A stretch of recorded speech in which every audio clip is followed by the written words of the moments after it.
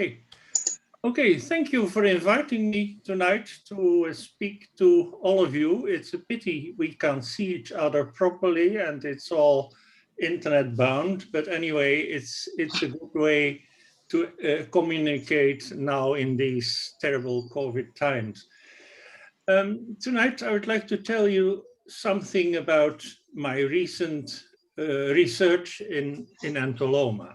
But this is rooted in a long history, and I will give you some overview about my activities with that group of Agarics.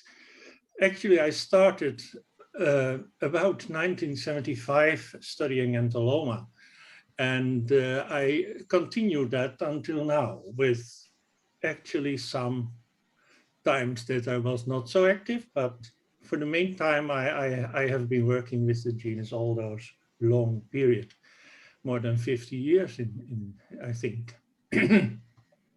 I've been a staff member of the National Herbarium of the Netherlands most of the time. And after a while, this was changed into the Museum Naturalis. It was fused with another museum. And in 2007, I retired. And when I retired from my job, I thought that would be more or less the end of my mycological career. But the contrary is true. And that's mainly due to the fact that I was involved in some long-term studies. And the most important one was that I was invited to join the Norwegian Entoloma project. And I will tell you something about that a bit later. And now, this time, this Norwegian Entoloma project has grown bigger and there are more people involved. So we are quite an active group aiming for a complete revision of Entoloma in the series Fungi Europei, which will be published in a few years' time. With a new revision of the genus Entoloma completely based on ITS barcoding. I've been very active in my working life and I have traveled all over the world. So this slide shows you a little bit. I have been far north in the island of Spitsbergen, and I've also collected extensively on the island of Tasmania, which is completely opposite the other side of the world. And to the right, you see some results of my long mycological career in form of a couple of books. And above the piano, you can see some of my hobbies. That's creating pieces of art. So I'm quite an active person, actually. These are more or less the most recent contributions in book form, the Entoloma monograph that most of you will know, the Flora Agaricina Nelandica, which was revitalized recently with the publication of volume 7. And at the moment, a couple of people are very active producing volume 8, which will be devoted to Cortinarius. And they hope they can complete it before next summer, when the International Mycological Congress will be held in Amsterdam in the Netherlands. And to the most right part, you see the result of the long-term cooperation with Genevieve Gates in Hobart in Tasmania that resulted in a nice book on the Entolomaceae of Tasmania. So I have quite some experience in the genus, so to say, but I must admit that introducing molecular characters completely is going to change the picture that I have.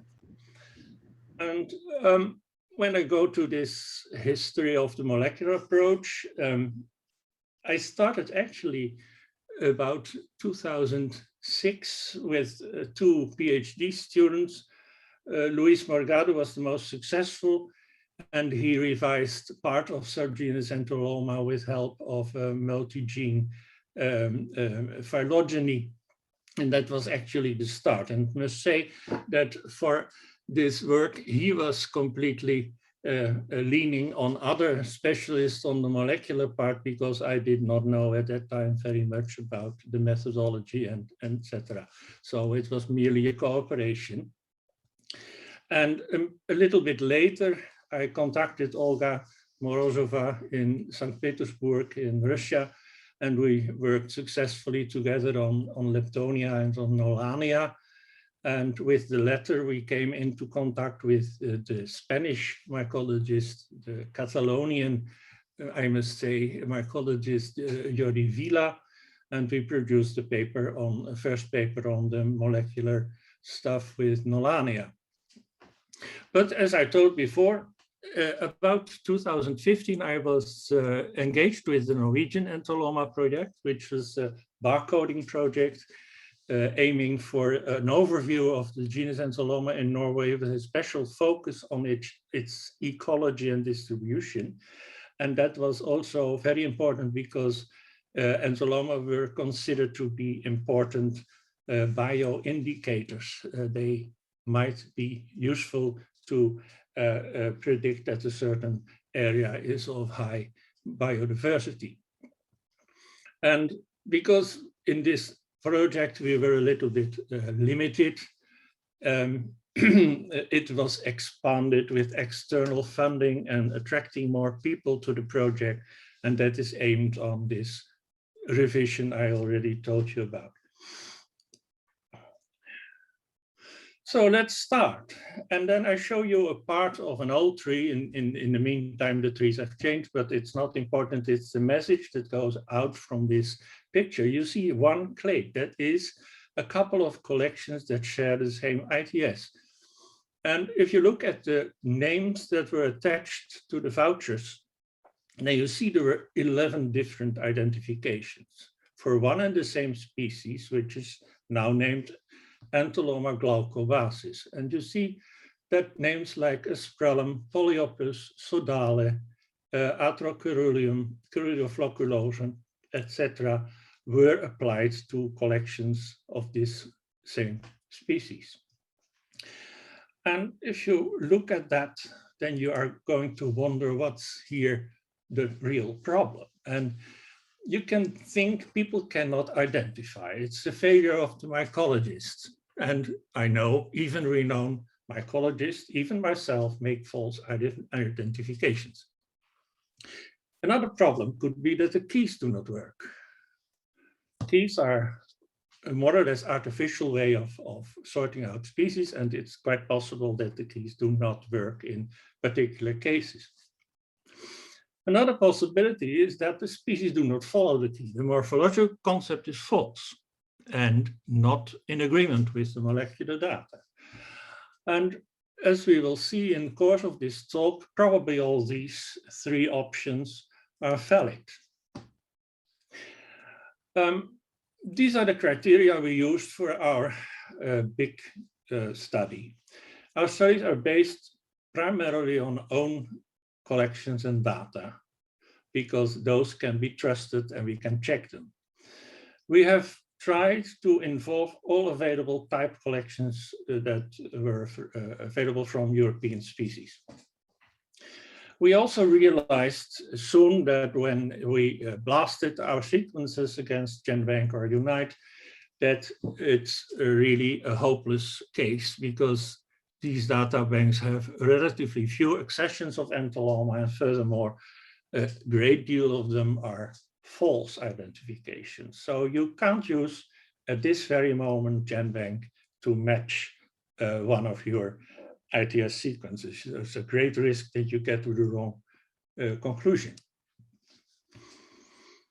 So we now have about a couple of thousand ITS barcodes, I think more or less like 4,000. And we meet several situations. First situation we get is that the ITS perfectly supports the morphology. So the phytospecies is the same as the morphospecies. That's the easy thing. But ITS can be variable. And it's very important how to interpret the variability. Because if you are too strictly applying a certain formula with saying that the two species are different when they differ in, say, 10 base pairs, then you can easily get wrong. Because in some species, ITS appears to be far more variable. Also, it can be that things that look perfectly the same come in very different clades. They are really, really very different in ITS. And that's also a kind of cryptic species. And it's a bit more difficult to deal with, because with the first one, where the ITS is variable, you can just say, well, I accept the sensulato concept, a large species concept, and put all those forms that you encounter within this concept. But in the other case, where things are really very different in molecular view, then it's far more difficult, and you have to deal with them, and you have to describe them as separate species anyway. And then the last case that you get is that you have good morphological species, at least you think you have good morphological different species, and they have similar ITS. How do you interpret that situation? You can be very strict and say, okay, that's then one and the same species, and it's very variable. But it's also good to realize that you have only this ITS and not the whole genome, and it might be well different when you look at another gene. So that's also something you have to consider if you interpret all these ITS data. And then finally, it's quite a job to translate all these results in a usable key. And I'm not quite sure that will be completely possible. I will treat 3 different groups in this talk, because Entoloma is a large genus. You all know probably that it's composed of various subgenera that might look very different, and that even are considered to be different genera by some. I will first focus on the subgenus Cyanula, the colorful grassland species. Then I will give an overview of what we have for results in the Rhodopolia group. That's the more forest species, that many of them are mycorrhizal. And last but not least, I will tell you something about a group of species that appear to be surprisingly diverse. That's the group of the species with rhomboid spores, the rhombisporum group. So my first group that I will discuss, that's subgenus Cyanula. And most of you know them, the people that are working in grasslands, do inventories, are very familiar with this group of species that appear to be rather difficult to identify. And traditionally, there are some characters that are considered to be important to distinguish species. For example, color plays an important role. You all know that using my keys and also keys of others, that the choice between blue and brown is very important. We introduced the striation of the cap as an important character, the surface structures of both cap and stipe, the blue tinges in gills that are present or absent, and the colored gill edge. Besides that, we focus on spore size and shape and the structure of the gill edge, whether there are cystidia or not. And we will see during this talk that there can be some different situations now interpreting the molecular results. A problem we also have that there are many names that have no types, and that's because many old names are in use, many names that have been created already by Fries, but also more recent species described by, for example, Romagnesi, Cuner, and Favre have either no type or no types designated, or the type or original material that exists is no longer suitable for a molecular analysis. And that's the reason why we felt that we needed to designate a lot of new types in form of neotypes when there's no type present, or epitypes as a sort of representative collection for a type of which the hollow or lectrotype is no longer suitable for study. And that has also the consequence that we sometimes had to abandon familiar names. But the most important thing is how we redefine the morphological criteria to define species on and how to deal with cryptic speciation. And the first example, that's the species with a cerulatum type lamella edge.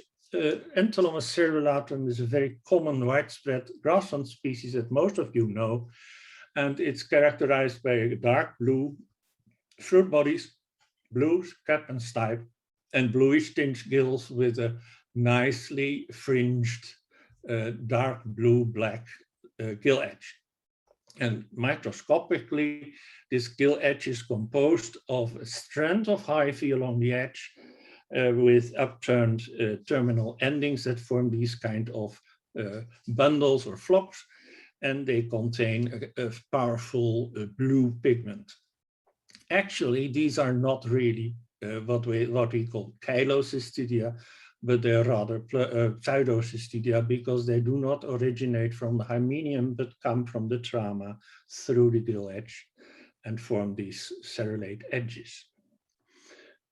And here you see one of our trees. It's an older tree, but that's not so important. It's also not important to be able to read this tree. It's merely meant to show you where this cerulatum type colored gill edge is found in these Cyanula species. And this is a tree with about 120 species. And you see that there are several clades where this cerulatum type gill edge occurs. So that is also one of the causes of a lot of confusion. And when I go through this tree, show you some of the examples. Here we have again this Entoloma cerulatum, a well-known species, but this is also Entoloma cerulatum. It's been described one day by Hausknecht and myself as Entoloma calirodon, which means the beautiful reddish species, but it's just a color form of this blue cerulatum. And you do not expect this when you start working with it without knowing this molecular data. A species that comes quite close and is often confused with cerulatum, but it's genetically well distinct and good species, that's Entoloma querquedula. This is also a species that has caused a lot of confusion because people interpreted this as a species with green tinges in the stipe. And if you go back to the original description by Romagnesi, it's not at all said that the stipe should be green. Instead, it is a species with a stipe that discolors quickly during the development, starts aboard sort of bluish grayish and becomes glaucous, a little bluish greenish in the end, or sometimes even white. But I think after having seen a lot of collections that you can distinguish this species on the cap surface. And that's indeed also described very meticulously in the original diagnosis of Romagnesi, where he tells that the cap surface of querquedula is more or less vergate. The fibrils spread a little, showing in the course of the development the cap trama. So it's a complete different structure from the more or less tomentose, more woolly squamulose cap of Entoloma cerulatum. And that will be the main criterion to distinguish between the two. A species that I described a couple of years ago from Finland appears to be very common in the Nordic countries. That's Entoloma violatio cerulatum. It's close to the cerulatum group, but it differs a little bit. It has these deep blue colors that are quite persistent, and the gill edge is not colored in the beginning of the young fruit bodies usually have concolorous gill edge, and in the course of the development it turns to be a little blackish. But the main distinguishing feature is that Here you see a detail of the gill edge with these cystidia in groups. One of the striking characters of this species is that the cystidia are filled with these brilliant dark granules. And that's quite good character in combination with spore size to distinguish Entoloma violatio cerulatum from the true cerulatum. Two other clades with colored gill edges of the cerulatum type, that's the Carneogrisium clade and the Brunneocerulatum clade. Entoloma Carneogrisium is originally described by Berkeley and Broom from Britain, and it is different in color. It's not so bluish. It may start bluish, but it's very soon a sort of beige brown and nicely squamulose. It has a not so dark, but often a little more purplish gill edge and a nice bit fibrous stipe. Another one recently described was Entoloma Brunneocerulatum. The name already indicates what the difference is with cerulatum. The gill edge is brown. And furthermore, this species has also quite large and nodulose spores. It's very easy to recognize under the microscope. But one of the tricky things of this species is that sometimes the gill edge is not colored at all. And there is a small group called Linkii with more brownish colored fruit bodies and a brown gill edge, which is not a typical grassland species, but prefers the woodlands and grows often on rotten wood in groups. It has brown, completely brown fruit bodies, Entoloma linkii. The next group I would like to introduce, that's the group around Entoloma mugiotii. And it contains Entoloma griseoceaneum, viduens, glaucobasis, and mugioti, 4 species in a well supported clade. Entoloma mugioti is a very widespread and relatively common species. It occurs all over Europe, and it's very striking when it's fresh with a very delicate violaceous grayish color. As you can see on this picture, the right picture, that is a picture of the proposed neotype of that species. Mostly Entoloma mugioti has also a colored gill edge, but it's slightly different in nature and usually brown, but forms without colored lamella edge also frequently occur. And I described one time a variety fuscomarginatum, but I don't think that's worth distinguishing. It's just a different character state of all of the one and the same species. But this species can change dramatically during the development to brown, and then it doesn't look like Entoloma mugioti at all. And people are tempted when they find such collections to describe them as a new species. And I must say that I made this fault at least twice. So when I described long ago in the 80s Entoloma porphyrophilbrillum, I was not at all aware this was all in the same species as mugiotii. And the same applies to Entoloma enderlei. And to the right, you see a nice, fresh collection of mugioti, also lacking this typical violaceous gray color. So obviously, this species can have 2 forms, one blue and keying out in the blue species key, and the other one keying out in the brown species key. And here you see another nice example, a species described by my good friend Erhard Ludwig in his very beautiful series, Pilz Compendium. He described a new species. I remember very well, we discussed it thoroughly, and he was quite convinced it was a new species, Entoloma palumbinum. But as you can already see in the plate, the color changes during development are quite dramatic. And we studied the holotype, and it was nothing more than Entoloma museotii. So this species has quite a few synonyms that go back on the different color forms you may encounter. Well, the story repeats itself. Entoloma griseoceanium, that's also well known, grassland species. It's a nice, beautiful species. It's fairly stout fungus with nice blue or violaceous type and brownish scaly cap that's not translucent. Can be quite big, up to maybe 8 centimeters the cap. So it's a striking species that occurs in rich in special grassland types, calcareous soils. But you may also find it like this, completely devoid of any blue, purple, or violaceous tinges. And this was described by me from a collection from Norway as Entoloma scabropellus, but type studies and ITS show that it's all the same species. Third species in the same group, that's Entoloma viduense. Originally, I described that species together with Vello Lee from Estonia.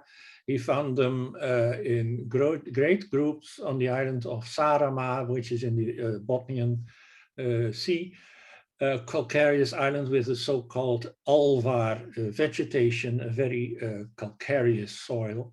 And this species can be quite big, and it must be impressive to see it in fresh state. Dark blue, violaceous. But our studies show that it's perfectly identical with the one on the bottom with brown cap, brown scaly cap, and that one keys out easily with my keys as Entoloma scabrosum, which is an old name of Fries. And so we had to decide that here we have again an example of a species that can vary very dramatically from blue to brown. And then you come to consider, what are we going to do? Are we accepting the name scabrosum for it, give it a new entity, a new identity? Or do we accept the name viduense? And because the original diagnosis of these old species are often very short and hard to interpret. So you have the choice between a well-described species with a good type and a barcode, and you have this old description and a tradition. And I'm always inclined to follow traditions. I'm in a way a sort of traditional person, so I rather not reject old names. But I have not made a final decision about this viduense. But the same applies to Entoloma anatinum, also one of the old species, very lush, no type, no DNA, and another species well described with photos and the DNA, Fulviolaceum. They appear to be identical. This is a nice collection of what we call classical Entoloma anatinum. And this is the one I described from Finland as Fulviolaceum. They differ quite strongly in color, but they otherwise are microscopically identical, and the ITSs are also identical. So in this case, we decided, because we had a very nice collection made by Olga Morozova in Sweden, so this one will be neotypified, this anatinum and Fulviolaceum will go into the synonymy. And this is more or less the highlight of the story, because it's the case of Entoloma polyopus, and the name will be familiar to many of you. It's a species that has been recorded quite often in literature. Everyone seems to know what it is. And I also thought I knew until we had these results, and we completely were confused. At a certain stage, I didn't know what polyopus was at all. If you go to the tree, I can't show it now, but you must believe me, if you look at the tree and the number of times the name polyopus turns up, then you find it maybe on 40 different locations in this big Cyanula tree. So it has been interpreted in very many ways, and there are many identities that were not correct. In the original concept, Romagnesi, it stressed that the cap is brown to gray-brown, it's translucent at the margin, and at the center is squamulose. The gills can have a brown edge or not, and the stipe usually is nice blue-gray and polished. And the spores are quite big. So this is the traditional concept of Polyopus. And I must say that when I visited Romagnesi in the 70s, in the last century, he told me that he didn't trust himself quite well about Polyopus and supposed there were more species hiding in this concept. Oh, sorry, this was wrong. Here you have a selection of what we now call Polyopus. And you see that this top right one more or less fits the traditional concept, a brown striate cap and a nice polished stipe. But this to the left is already a bit difficult because the young ones are distinctly blue on the cap, and that shouldn't be in Polyopus. And here, the low to the left, there is a completely blue, nice blue species. And also the translucent cap can be in some cases not translucent and entirely tomentose. And also you note here that the gill edge can be colored. So at first I thought, because there's no type collection, at least there is a type collection in Paris, but you cannot use it for molecular analysis anymore. So it was hard to find a way to solve this. And the first solution I had, well, we make a new species out of this, because nobody will believe this is all Polyopus. And I had a nice name for it. I wanted to call it Entoloma chameleontinem, like a chameleon. So it's changing color all the time. But my colleagues were sometimes a bit contrary, and they said, well, you can't do that. You cannot abandon the name Polyopus. It's such a well-known name, and anybody used it, and it's referenced to in literature so many times. So cannot we do another solution? So, okay, we decided to make an epitope for Polyopus, replacing the lectotype. And we expanded the concept of the species quite dramatically, accepting that it can be deep blue instead of brown, that the cap can be opaque or translucent, it can be tomentose all over or squamulose at the center only. We're talking about fresh specimens, because weathered specimens are impossible to identify anyway. And the stipe can be violaceous blue to gray blue. It sometimes becomes a little brown with age, and it's polished or fibulose. So this is a rather dramatic change of concept. It makes it not easier to key it out. And that's the next big task I will have, to make a good working key to this group. So, well, I've already explained what this slide is telling. We decided eventually to use the name Polyopus, continue the use of that name, but give it another content. A group of completely different species, it's a group of brightly colored yellow, yellowish orange, yellow-brown species around Entoloma formosum.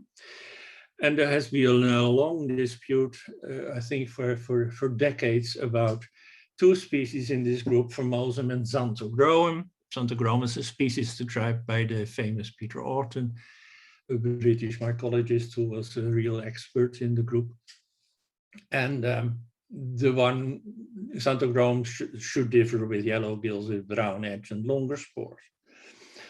But when we look at now this is done typical what we call Entoloma formosum or Entoloma vulva, and this is the Xanthogroum type with the brown gill edge with cystidia with a nice brown content. But if we look at the tree we now have, and this is a shortened tree, not all sequences are in here, you see that Entoloma formosum and Xanthogroum belong to a clade, which is well supported, with about 6 or maybe more almost similarly looking species. So that's quite hard. And here I have a more detailed part of another tree with some more accessions. And then you see that we have this Formosum xanthogroum or Luteogracium type species. We have it from both Europe, Central America, Canada, and China. So it's also one of the few examples of a species that is really widespread geographically. And if you look at Cystidia, then this Luteogracium, which is perfectly identical qua ATS with the Formosum type, is also the species described by Jordi from Tenerife, and it's a species completely without Cystidia. So we have altogether Cystidia less yellow gild and a yellow margin and a concordance margin in one group. And this is a nice example of the confusion we have. And here is another picture. You see these numbers refer to the tree. This is a species E207. It's a Formosum-like type that grows in high elevation between Dryas octopetala or Salix in the mountains and also up north in the subarctic north of Scandinavia. And this one, 209, was collected by Jon Bjarne Jordal, also in northern Sweden. So you can see there's hardly any morphological differences, but you must conclude upon this ITS tree that we have at least 6 cryptic or more or less pseudocryptic species at hand.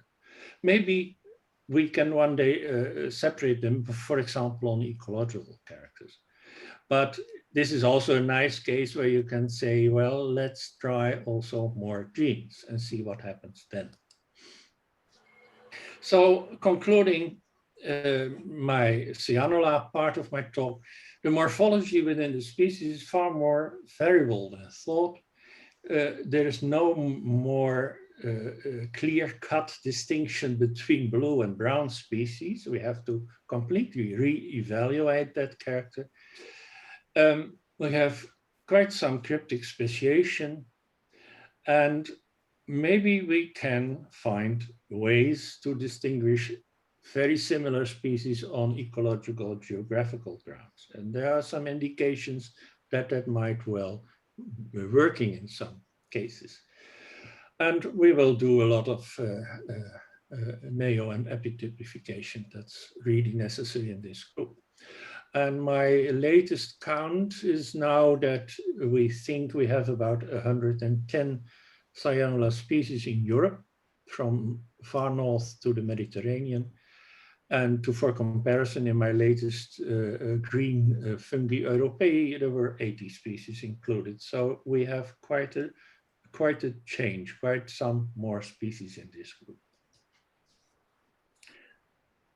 All right, now we come to the next part, and that's about a completely different group. It's completely different in terms of ecology, because they are considered to be mycorrhizal. They are usually associated with the willow and beech families, and they are restricted to the Northern Hemisphere. There are no records, as far as I know, from a Rhodopolia type Entoloma from the Southern Hemisphere.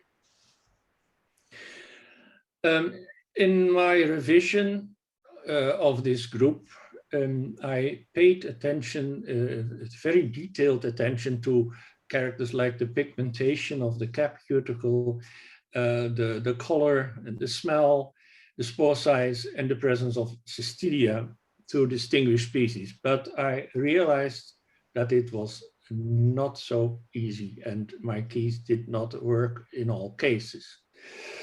And in my latest second volume of Fungi Europei, I had about 30 species. But then in 2015, there was a publication, a very remarkable publication by the Finnish mycologist Katri Kokkonen, who tackled this group with molecular tools. And she describes in a paper about 10 new species, most of them collected in Finland in in this kind of rich calcareous spruce forests. And that was quite remarkable. What was also remarkable was that she didn't give a key. And that's also a sign that she could not distinguish between the species herself, I suppose.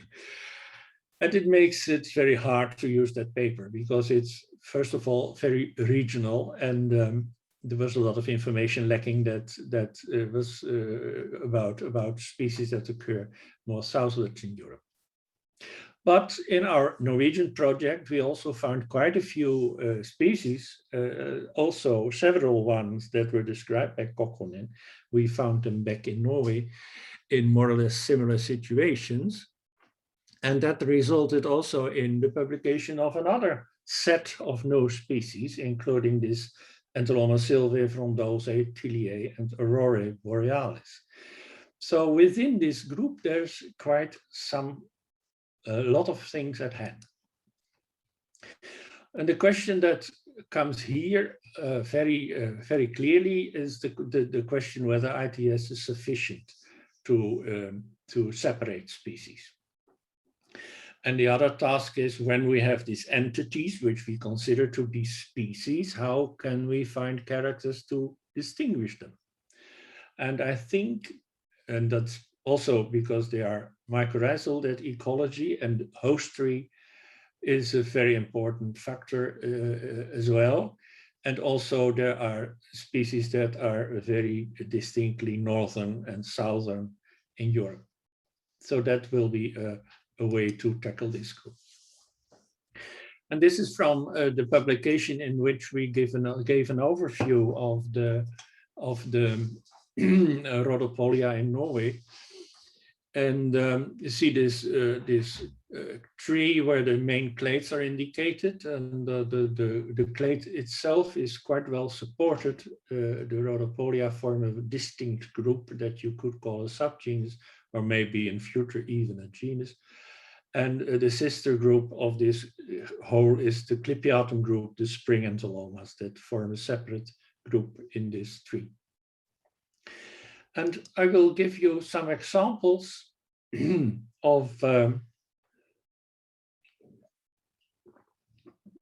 results. And I would like to focus on two main clades. And those clades are the most rich in number of collections, so that might be possible to tell something more about it.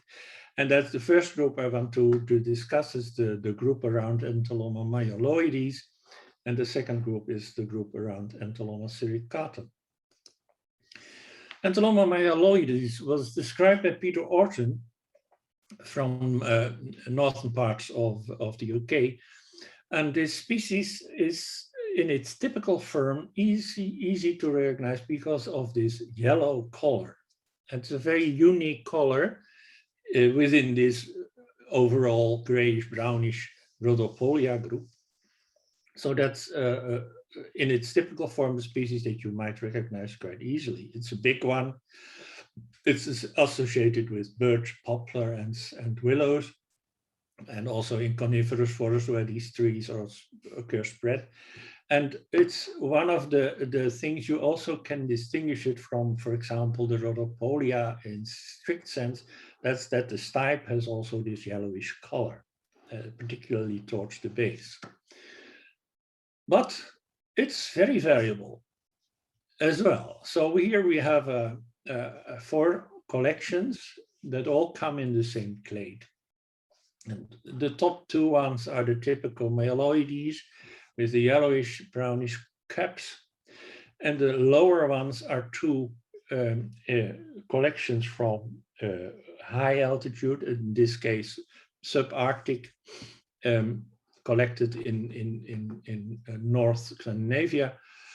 A small one with more grayish brown compact fruit bodies that was identified in the field as Entoloma albicula, which is a well-known species of favre growing up in the mountains. At least that's what we thought. I will talk about that a little bit later. And this is Entoloma Collybioids, that I described from the upper north of Finland, growing with dwarf salix. But they look quite different from the typical form of Myeloides. And here you have this alpiculum. It's described by Favre from the Alps, smallish, compact. He described it originally as Entoloma clippiatum, forma alpicula, or variety alpicula, I don't know, I'm sure. And there's quite some material in the herbarium of Geneva, but it is completely impossible to get DNA out of it. But I had a very similar collection that was made by Anton Hausknecht on the top of a mountain in Austria, which resembles this typical alpicula very well. And it turned out to be, ITS turned out to be similar to that of Myeloides. So here we have an example that you say, well, there's quite some different forms within one large species concept based on ITS. And here the question arises also, what happens if we add more genes to this group of collections? And the second, more or less similar example is Entoloma suricatum, another species from birchwood. It typically grows in damp birch woods, and it's a slender species, thin-fleshed, rather pale to fairly dark. It has a slight nitrous smell that turns into a farinaceous smell when you bruise the fruit bodies, and I distinguished it in my keys from nidorodum, mainly on account of the fact that there are small encrusted hyphae in the cap cuticle. The results of Kokkonen, however, showed that this list of species appeared to be identical with the suricatum. That's Entoloma svrecici described from the Czech Republic, which grows in very similar habitat and is easy to accept that as a synonym of our concept of suricatum. Beosporum, the same case, a little smaller spored form. Rosio album described by Eve Arnolds and myself for a species with a nice pink cap from a PT salix forest appear to be the same. But also these two subarctic species, Subsapiatium and Subarcticum, appear to be identical. But the most surprising is that Kokkonen studied the lecture type of Entoloma myrmecophyllum. It's a species by Romagnesi, described from thermophilic quercus forest, with a very dark cap and very coarse encrusted hyphae, a big one, not thin-fleshed. So I had no problem at all to distinguish it from suricatum on morphological grounds, but it appeared to be identical. But it must be noted here that these old types usually don't give complete ITS, only partial ITS. So we are comparing only small parts of the genome here. So that's the reason why you should consider these results with a bit cautious, not to interpret it too strictly. And here I have the idea that this is this Rosio album, that we can better keep myrmecophyllum apart for the time being. It's an example of what I told in the beginning, two species that look very different morphologically, but have the same ITS. And here you see another example of this suricatum from high altitude growing between Salix polaris. It's also looking very different from the typical suricatum. So here is still something to do. This is more or less what I have been told. We need also more sampling, because this whole study is based on a limited geographic range, and we are very much interested in having material, particularly from the myrmecophyllum type, from southern parts of Europe, from Western Europe, and even also from Britain. An interesting fact that we did not expect in the first place. That's that the occurrence of cystidia in this group is connected with a good separate species. There are quite a few species that have Cystidia, and they're all quite different. And during our study, we found one new one. This is this Entoloma aurorae borealis, typical subarctic species. Kokkonen described two species, Entoloma serpens and eminens. Both are also refound in Norway during the project. And in the silicatum clade, we have Entoloma noordeloosii and Leucocarpum that have cystidia and are very well separated species. Here I show you the examples. The Aurorae borealis grows in between dwarf salix in northern Norway with a very nice, well-differentiated cystidia along the gill edge. Entoloma serpens is a species of spruce forest in Finland and Norway. And Entoloma eminens, you can see here 1 centimeter. It's a very big species with some sort of brittle flesh. It's not so compact.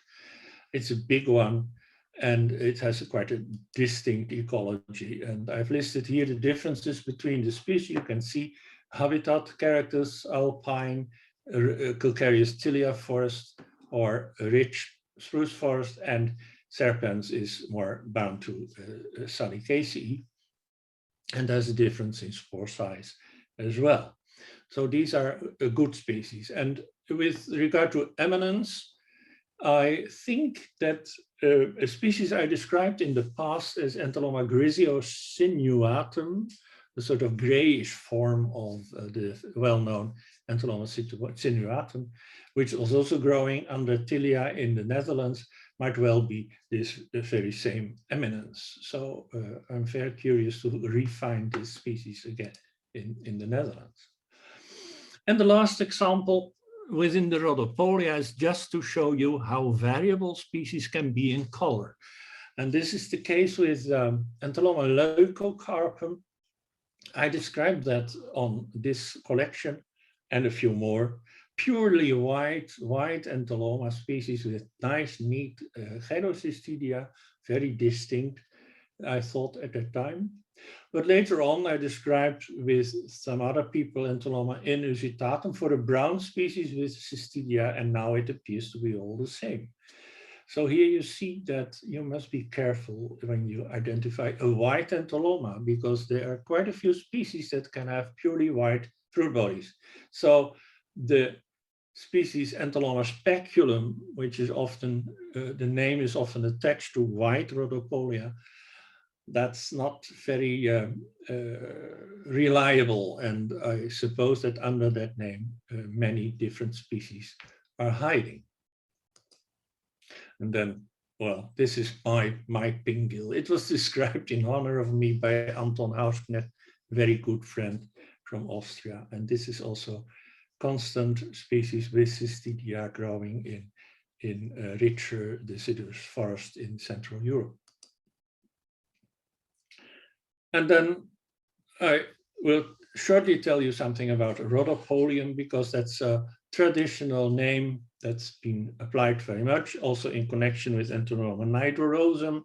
The two should differ mainly in size and in smell. Nigerosum with a chloride smell, and Rhodopolium without smell or with a slight farinaceous smell. But actually this group, this clade, well-supported clade, consists of 5 species. And they're not easy to separate.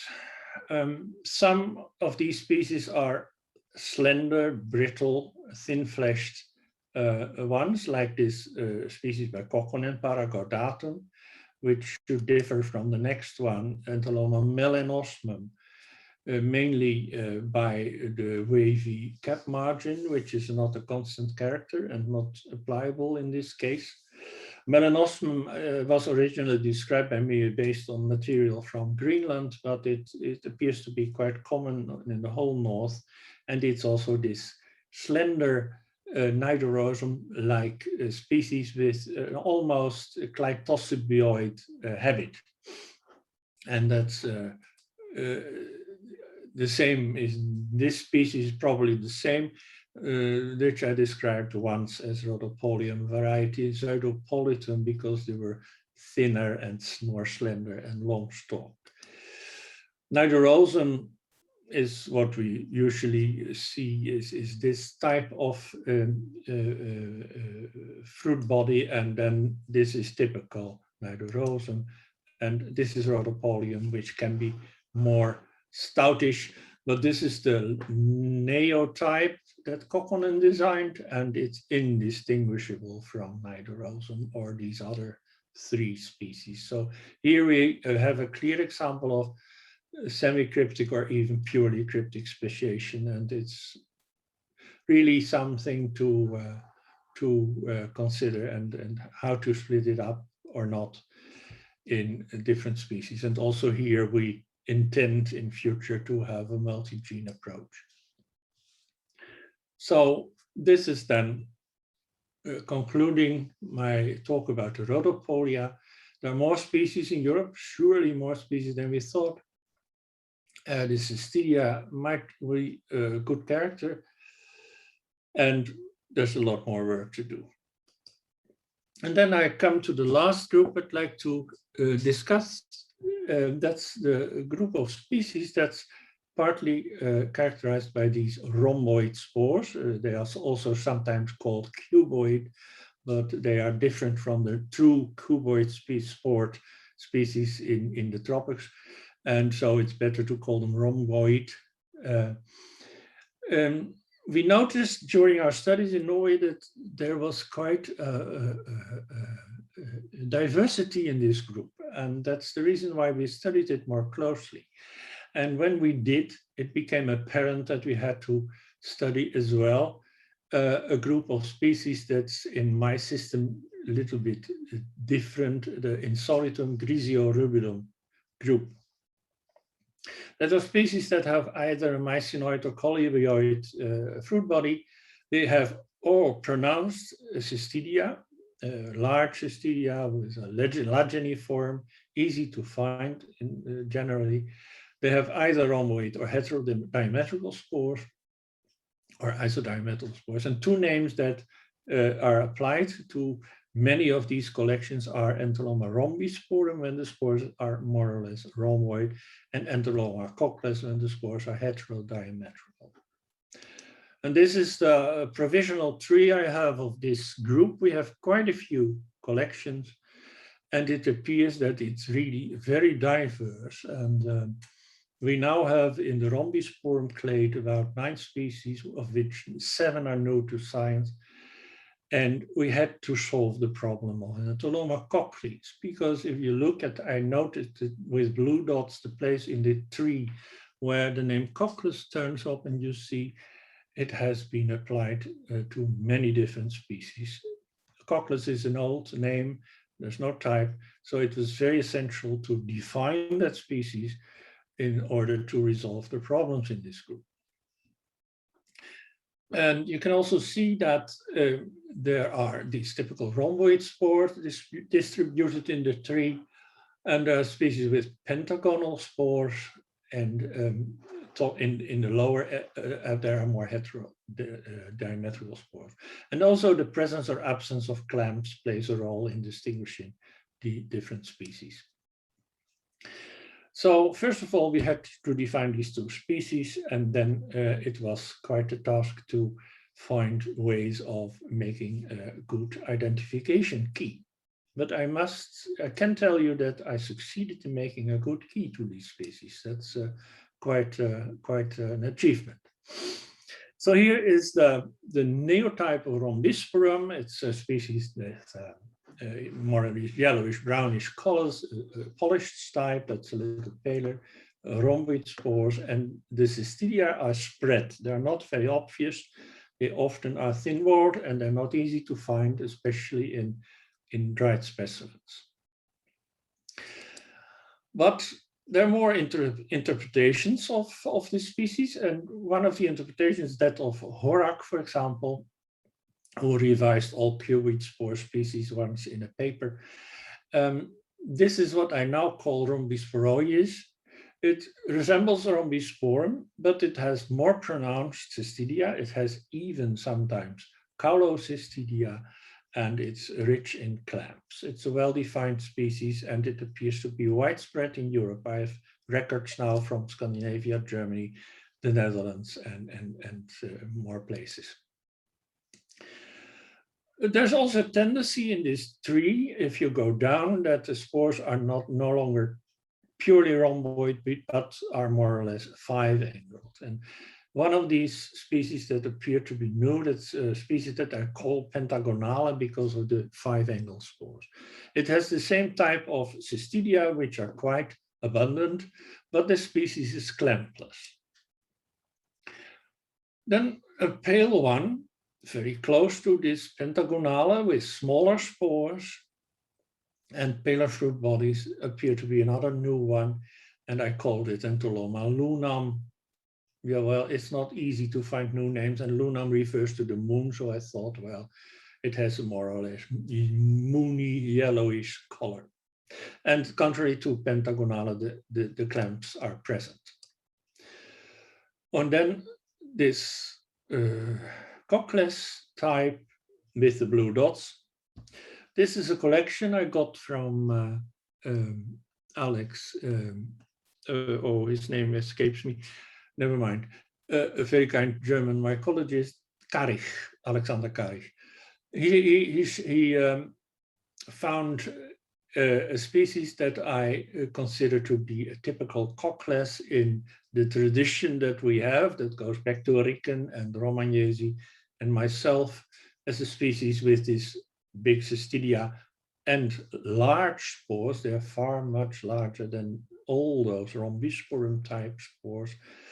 And we have now defined it. And the remarkable thing that we noted is that this species also has Pleurocystidia, which is not noted in literature, but it appears to be that these Pleurocystidia are often easily collapsing and not noticed when people study Exicata. And they are only good visible in fresh preparations. So this species is now redefined with a neotype, and we now know what we must understand with that species. So the conclusions are, in fact, that the clade is very diverse, with several morphologically very close but distant species in the phylogeny. They can all be defined on a combination of morphological characters. But what's also very important, that many of these collections, particularly Norway, where this group is very well represented, they occur in very old grassland communities, in rare habitats that need protection. And I'm convinced that with help of this study, we have a tool to use these species as an indicator for conservation purposes. And now it's very interesting for me to know whether those people that do grassland studies in the UK, particularly in Wales, also come across these species with rhomboid spores, and they need to be studied molecularly, because I think it's very likely that you also find this rich diversity in the group. This paper will be published, I hope, this year. I have a manuscript in advanced state. So I have come to the end of my talk. There's a lot of hidden diversity in Entoloma.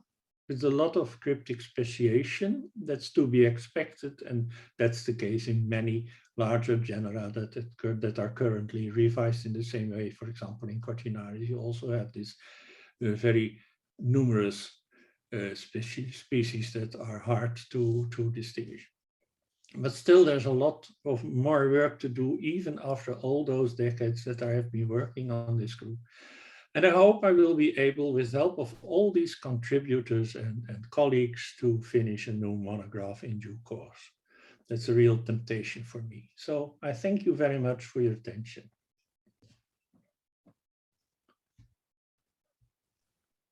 Oh, fantastic. Thank you ever so much for a really wonderful and informative talk. I'm sure everyone will join me in congratulating you for an excellent piece of work and an excellent talk. For those who like to ask questions, I'd ask if you can type them into the chat. We've got one question from Mariko Poslow, who asks, do you not consider multi-gene analysis necessary or possibly useful for your other groups outside Rhodopolia? Kekkonen used 2 genes, ITS and RPB, for Rhodopolia, and used the ITS-only data for the types in between. It seemed that she indicated that the 2-gene analysis supported the ITS analysis in that particular case. I'm sorry, I've not completely understood.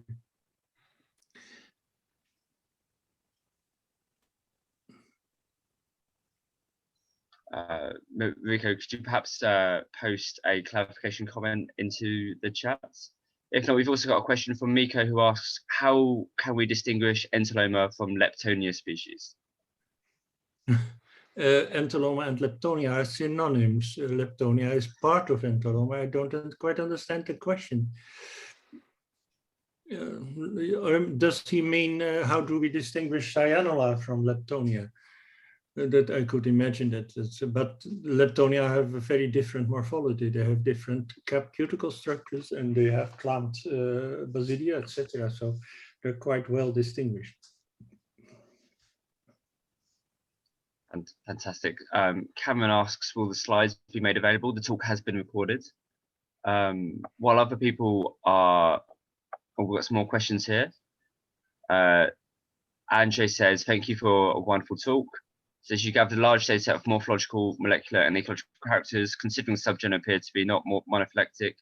Why not split this subgenera into different genera? I don't know whether you know this paper that has been published a while ago about a good practice of describing new genera, and we with a couple of mycologists of international standard have formulated a series of rules. And one of those rules is that a new genus should be monophyletic and not leaving the rest of the genus paraphyletic.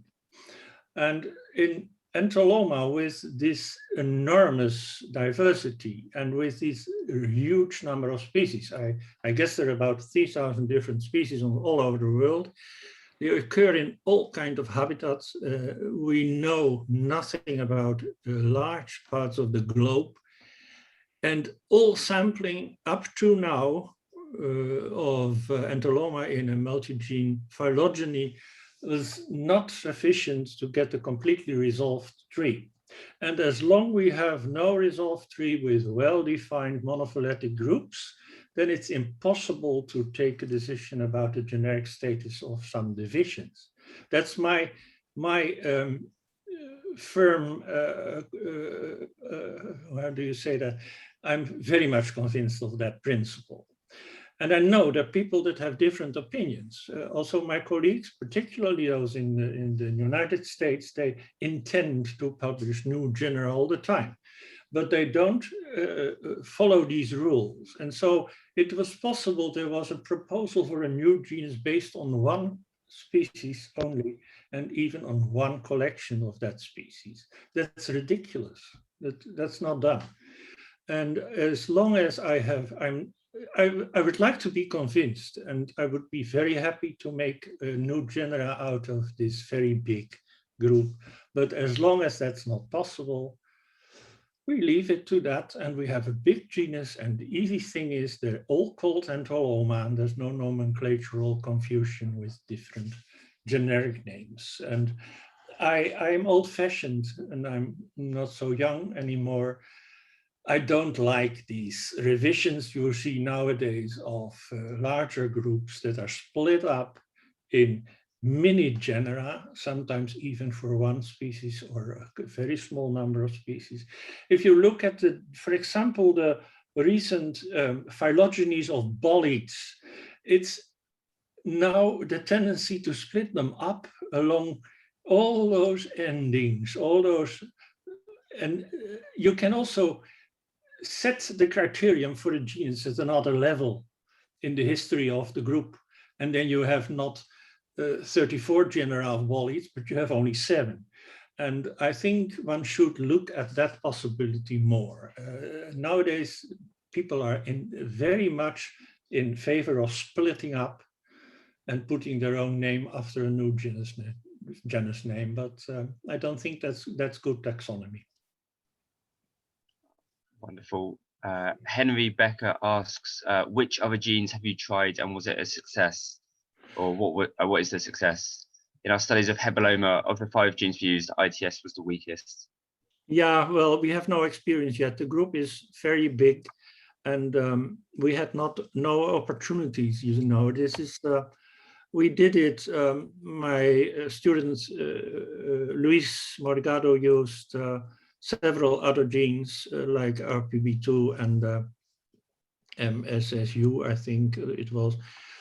But it's very time consuming and costly, and we are all, most people in my group are not working on Entoloma as their main task, so they have other duties, and myself, I have no access to these facilities, molecular facilities, so I don't think I will do that. Multi-gene studies. Maybe Balint Dima will do some in the Rhodopodia group in future, but well, we need a new generation of Entoloma students to do that job, I think. And I hope I will live long enough to see their results. It's been very inspiring. Yeah, I'm sure this talk will produce many. Pepe Nkuj asks, could you tell me how you dealt with the ambiguous regions in the ITS sequences? And was any recoding software used to keep their information? Could you repeat that question? It was, could you tell me how you dealt with the ambiguous regions in the ITS sequences? And was any recoding software used to keep their information? That's a question you shouldn't ask me, because I don't work with those sequences. That's the job of my colleague Balint Dima, and I also I only listen to the results he got. So this question I cannot answer. I simply don't know. Wonderful. Mariko has rephrased her question, asking, do you not consider multi-gene analysis useful for other groups like Cyanula, construction of the group clades?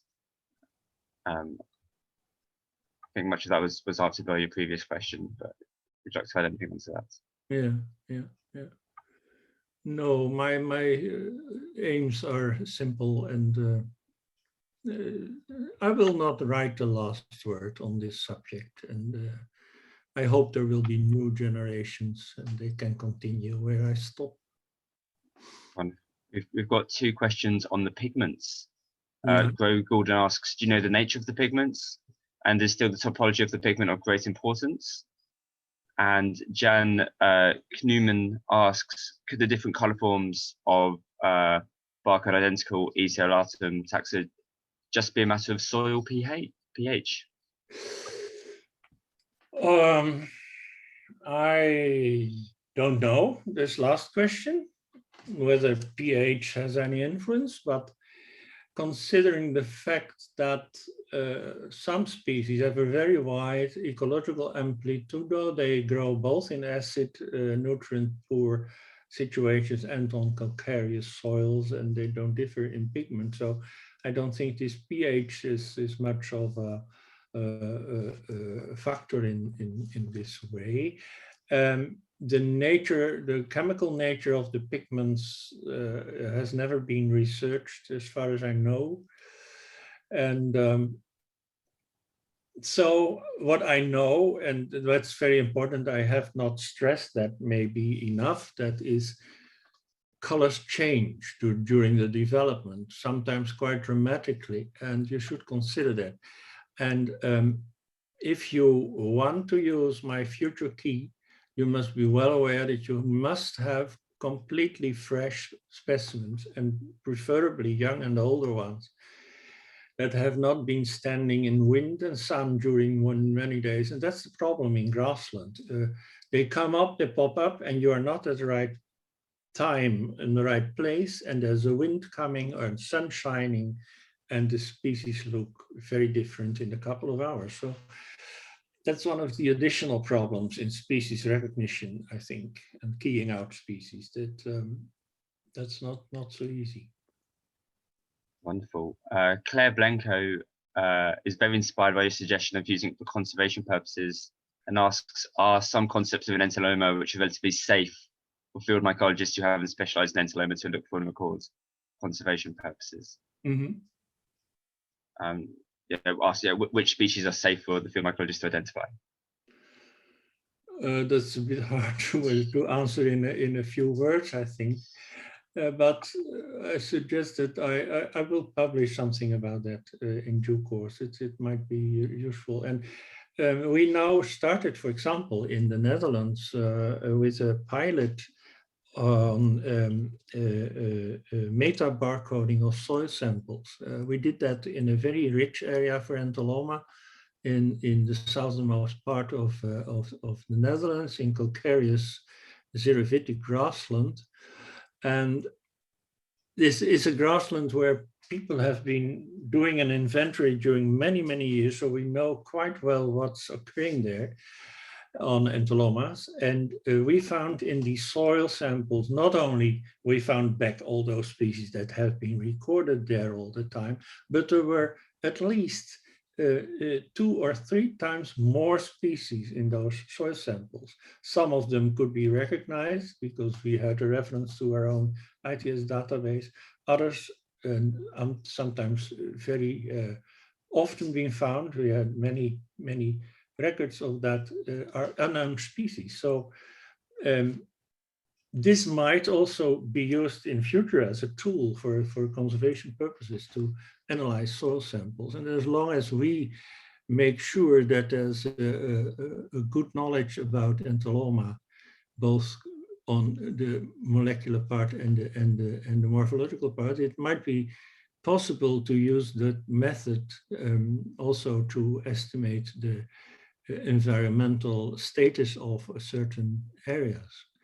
But it's still very expensive to do, but I'm sure this will be more cheaper in future. All those methods, all those molecular methods become cheaper with age. So that's also, and I think what we are doing, like this Rhombisporum group, if we have this set of species with their barcodes published, they can be used also in such studies as a reference. Fantastic, thank you ever so much.